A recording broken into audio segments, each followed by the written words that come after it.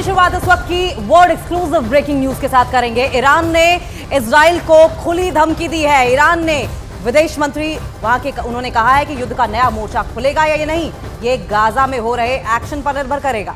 जी हाँ, लेकिन सबसे बड़ा सवाल यह है कि क्या ईरान गाजा युद्ध का नया मोर्चा खोलने की तैयारी में है? क्या इजराइल और गाजा के बीच चली इस जंग में ईरान और अमेरिका की भी एंट्री होने वाली है? और अगर ईरान और अमेरिका इस युद्ध में कूद गए तो युद्ध और भी ज्यादा भयंकर हो जाएगा।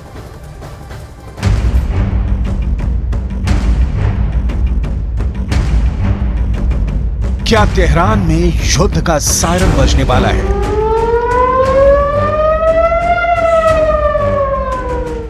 इस्फहान में बारूद की बरसात होने वाली है? क्या करज में इजरायल की मिसाइलें गरजने वाली हैं? अहवाज से जंग की खतरनाक आवाजें आने वाली हैं? क्या मशहद पर मिसाइल अटैक होने वाला है? इजरायल और हमास के बीच छिड़ी जंग में अचानक ईरान इंटरनेशनल हेडलाइन बन गया है।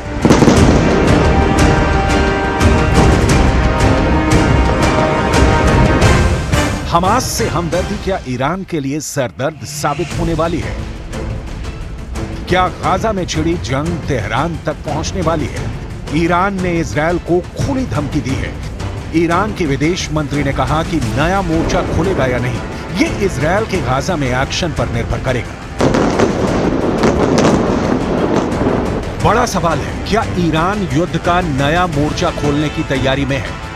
ईरान के राष्ट्रपति ने मुस्लिम देशों से अपील की है कि वो गाजा के साथ हैं। ईरान के राष्ट्रपति इब्राहिम रईसी सऊदी अरब के प्रिंस मोहम्मद बिन सलमान को फोन लगाते हैं।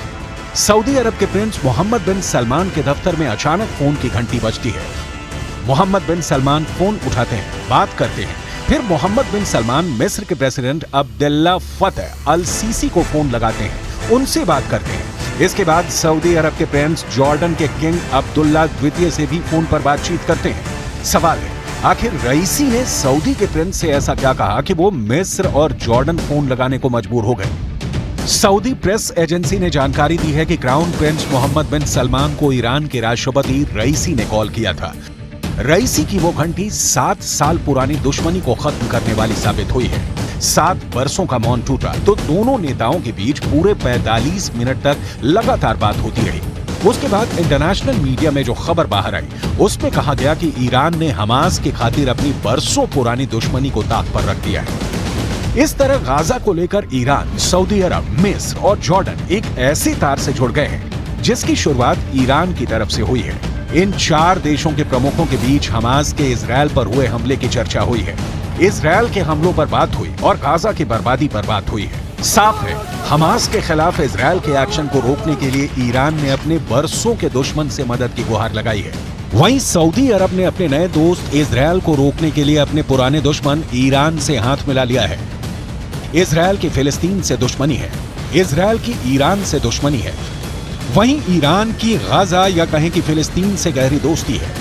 ईरान और सऊदी अरब, 2 दुश्मनों के बीच हुए इस नई दोस्ती से अमेरिका भी परेशान है।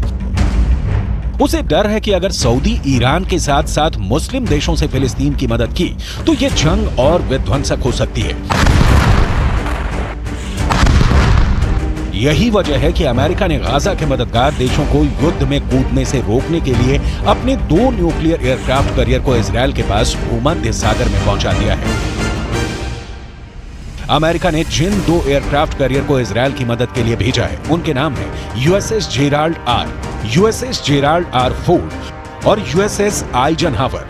यूएसएस जेराल्ड आर फोर्ड के साथ 12 स्ट्राइक ग्रुप होती है।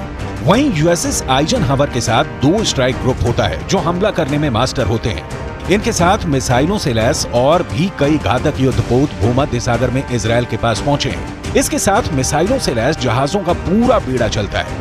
इजरायल के पास भूमध्य सागर में पहुंचे अमेरिका के युद्धपोत अब तक खाड़ी युद्ध, अफगानिस्तान युद्ध समेत कई जंग लड़ चुका है।